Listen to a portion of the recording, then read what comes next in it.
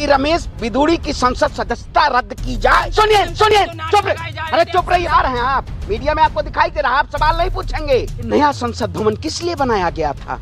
किस लिए कहा गया था कि हम नए संसद भवन का निर्माण कर रहे हैं कि जब गालियां मिलेंगी वहां के सांसदों को तो वहां पे ताली थपथपाई जाएगी? इस देश में जो भारतीय जनता पार्टी चाहती है वही मीडिया काम करती है। प्रधानमंत्री मोदी जी बड़ी वाहवाही के साथ पीठ थपथपा रहे हैं अपना कि 56 इंच का सीना है, सांसद है, संसद भवन में बहिष्कार करें और उनका जो संसद सदस्यता है निरस्त की जाए। तुरंत अपने तिलक की सौगंध खाता हूं कि भारतीय जनता पार्टी का 2024 में अंतिम संस्कार होना तय है। सांसद नहीं हो सकते हैं कहीं जाहिल गमार, ऐसे लोग हो सकते हैं और भारतीय जनता पार्टी में यही पढ़ाया जाता है। ऐसे सांसद के ऊपर FIR और इनको तिहाड़ भेजा जाए। जितने भाजपा सांसद हैं ये सब तिहाड़ी हैं, इनको तिहाड़ भेजना चाहिए क्योंकि उससे नीचे इनकी कोई सजा नहीं है। नया संसद भवन मोदी जी ने इसीलिए विशेष सत्र बुलाने का काम किया था कि नए संसद भवन में एक नई तरीके से गाली उनके सांसद देंगे और लोग उनके सांसद बीजेपी के टेबल थपथपाएंगे। वाह रे देश के लोकतंत्र में जिस तरीके से भारतीय जनता पार्टी के शासनकाल में वाकई में ये जो लोग कौन हैं, ये वही RSS की शाखा के लोग हैं जो इस देश में नफरत की राजनीति का आगाज 2014 में जिन्होंने करने का काम किया था। आज क्या ऐसे जो संसद में बैठ के अमर्यादित ऐसे टिप्पणी करने का काम करते हैं, किसी को उग्रवादी कहने का, आतंकवादी कहने का, ये वही सरकार के लोग हैं, उन्हीं सरकार के नेता और मंत्री हैं जिन्होंने इस देश के किसानों को उसी संसद भवन से सुनिए चुप अरे चुप रहिए, सुनिए सुनिए सुनिए चुप सुनिए, पहले चुप रहिए, पहले जवाब सुनिए। सवाल आपने किया, सब सुनिए, आतंकवादी तक कहा गया। देखिए मैंने वही चीज मैं कह रहा हूँ, इस देश में क्या वाकई में अब लोकतंत्र बचा है कि संसद में जो जनता के द्वारा चुने हुए लोग सांसद में जाते हैं वो जनता के हितों की बात करनी चाहिए। लेकिन भारतीय जनता पार्टी के शासनकाल में जनता के हितों की बात नहीं होती। प्रधानमंत्री एक्शन लेंगे, देखिए वही मैं कहता हूं, एक नेता राहुल गांधी जिन्होंने कोई संसद में ऐसा बयान नहीं दिया था, उनको अयोग्य सांसद घोषित करके उन्हें संसद से बर्खास्त कर दिया गया था। आज ऐसा क्या रमेश बिधूड़ी के साथ होगा? मैं तो नाम भी नहीं लेना चाहता हूं, ऐसे वो सांसद नहीं हो सकते हैं, कहीं जाहिल गमार ऐसे लोग हो सकते हैं और भारतीय जनता पार्टी में यही पढ़ाया जाता है कि जाहिल। इसमें केजरीवाल को भी अब से क्या किया? देखिए मैं केजरीवाल का प्रवक्ता नहीं हूं, ठीक है, सबसे पहली ये बात है। नहीं, तो वो मैं इंडिया अलायंस में हमारे साथ हैं, वो इसका पूर्ण कांग्रेस पार्टी बीजेपी संसद ने पहले भी गाली दी है। नहीं, वही कहता हूं, भारतीय जनता पार्टी के सांसदों ने जिस तरीके से इस देश के लोकतंत्र को, इस देश की मर्यादा को ठेस पहुंचाने का काम किया है, वाकई में इनको मैं सभापति महोदय से दरख्वास्त करता हूं, ये मैं नहीं करता हूं, ये पूरे देश की 138 करोड़ जनता करती है कि रमेश बिधूड़ी की संसद सदस्यता रद्द की जाए। इतनी नफरत दिमाग में? नफरत भाई, नफरत नहीं है ये। क्या आप बताइए, जनता आपको क्यों चुनती है? जनता इसलिए चुनती है कि वो जनता के सरोकार की बात करे। लेकिन क्या जनता के सरोकार की आज संसद भवन में बात हो रही है? बहुत बड़ा ढिंढोरा पीटा गया। 4 सितंबर 2022 को जब प्रधानमंत्री नरेंद्र मोदी ने एक भाषण के जरिए कहा था कि इस देश में महिला आरक्षण बिल हम लागू करेंगे, स्वागत है, तमाम विपक्षी नेताओं ने, सभी ने स्वागत किया। विशेष सत्र के रूप में क्या बुलाने का यही मेन मकसद था कि किसी एक समुदाय को, पूरे देश के समुदाय को चिन्हित करके और ऐसे अमर्यादित शब्दों का प्रयोग किया जाए?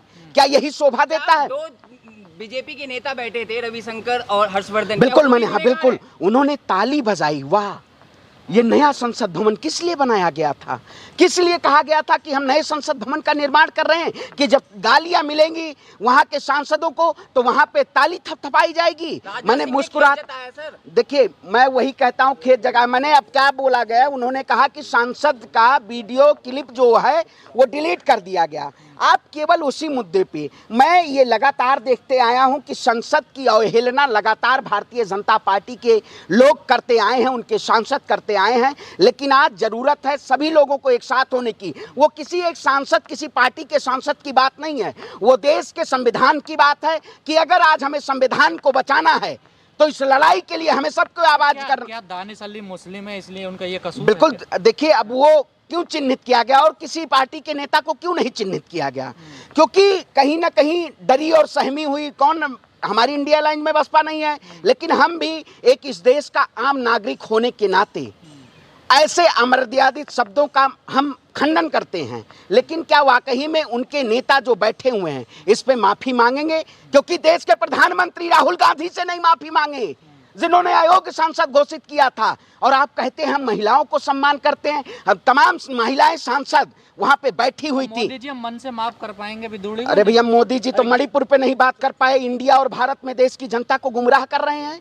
मणिपुर में क्या मणिपुर आज शांत हुआ? मीडिया में आपको दिखाई दे रहा है, पत्रकार हैं आप, मीडिया में आपको दिखाई दे रहा है, आप सवाल नहीं पूछेंगे, महिला आरक्षण बिल पे बात नहीं करेंगे।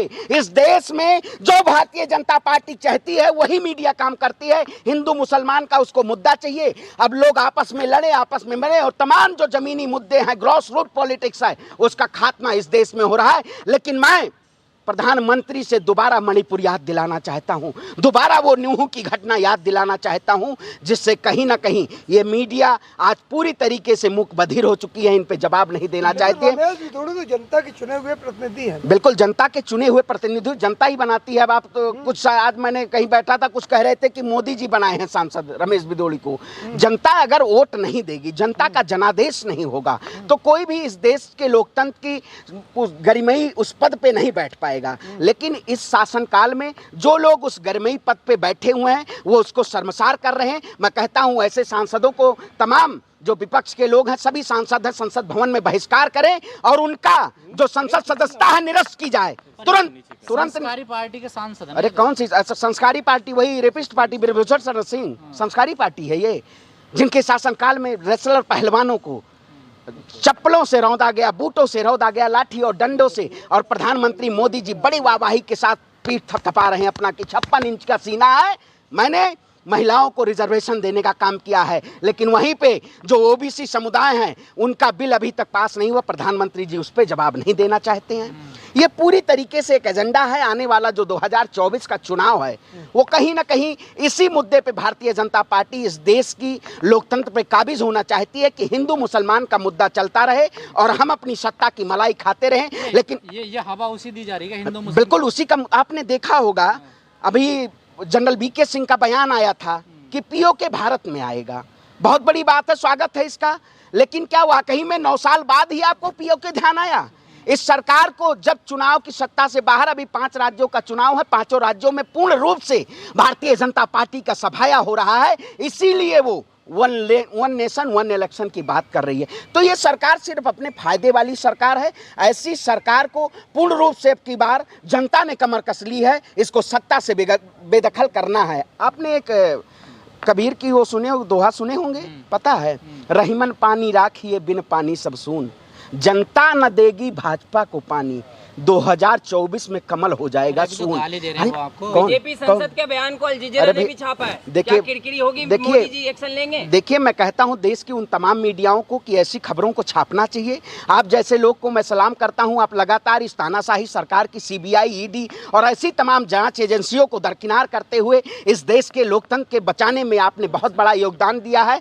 आप लोग जिस तरीके से, क्योंकि भारतीय जनता पार्टी सबसे ज्यादा घबराई आप जैसे मीडिया से है, सोशल मीडिया से है। जब एक मुस्लिम सांसद का ये हाल है संसद में, जो गाली दी जा रही है, तो जो आम मुसलमान गांव में देहात में दूर रहता है उसका क्या हाल होता होगा? बिल्कुल सही बात है। मैं भी एक छोटे से गांव से आता हूं, वहां जिस तरीके से लोग घृणा के रूप में देख रहे हैं, वाकई में ये नफरत की राजनीति 2014 के बाद इसका उदय हुआ है। लेकिन 2024 में इसका अंतिम संस्कार, मैं भी अयोध्या की धरा से आता हूँ, उत्तर प्रदेश की पावन धरती से आता हूँ। इन्होंने जिस तरीके से, आपने देखा होगा अभी इनकाउंटर हुआ अयोध्या में, लेकिन उसमें सिर्फ चिन्हित नाम एक ही किया गया है, एक ही समुदाय का नाम वहां प्रदर्शित किया गया है कि यही उसमें आरोपी, और 2 आरोपियों को बचा दिया गया है। तो कहीं ना कहीं ये सरकार एक समुदाय को टारगेट करके और देश के लोकतंत्र पे हथौड़ा चलाने का काम कर रही है। लेकिन मैं भी अपने तिलक की सौगंध खाता हूं कि भारतीय जनता पार्टी का 2024 में अंतिम संस्कार होना तय है और हम चलेंगे अयोध्या की धरा से अंतिम संस्कार किया जाएगा। निलंबन की बात कर रहे हैं, आपको नहीं लगता जो गाली दी है उनको जेल होनी चाहिए? नहीं, बिल्कुल देखिए FIR सारी चीजें, लेकिन आप देखते हैं भारतीय जनता पार्टी के अगर आप सांसद हैं तो आप रेप भी कर दीजिए तो आप निर्दोष पाए जाते हैं। इसीलिए तो जनता तैयार है कि जो लोग सत्ता की आड़ में ऐसे कुकृत्य करने का काम कर रहे हैं, ऐसे सांसद के ऊपर FIR, उनको तिहाड़ भेजा जाए। जितने भाजपा सांसद हैं ये सब तिहाड़ी हैं, इनको तिहाड़ भेजना चाहिए क्योंकि उससे नीचे इनकी कोई सजा नहीं है। आप बताइए इससे दानिश अली संसद में खुलकर बोलते हैं, पक्ष रखते हैं, इस वजह से भी निशाना बनाया गया? बिल्कुल, देखिए मैं अभी जाके मुलाकात भी करके आया, मैंने संवेदना भी व्यक्त की उनके यहाँ तमाम ऐसे उनके आवास में। हाँ बिल्कुल, नहीं गया मैं उनसे संवेदना, दानिश अली से। तमाम मीडिया थी इसलिए 2 मिनट बात नहीं हो पाई।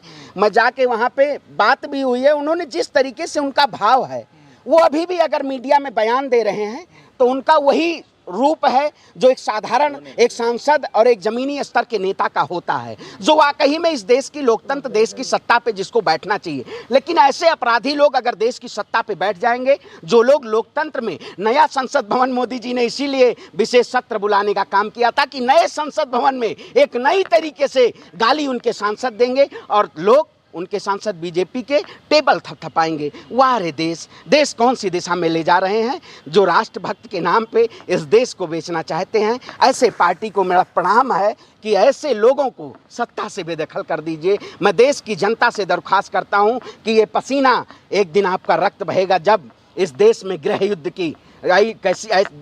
की ऐसी रेखा तैयार कर दी जाएगी। आज ज़रूरत है उन मुद्दों को, लेकिन बीजेपी और स्ट्रीम मीडिया के लोग वही बयानबाजी चला रहे हैं। उन सारे मुद्दे धरातल के आज दरकिनार हैं।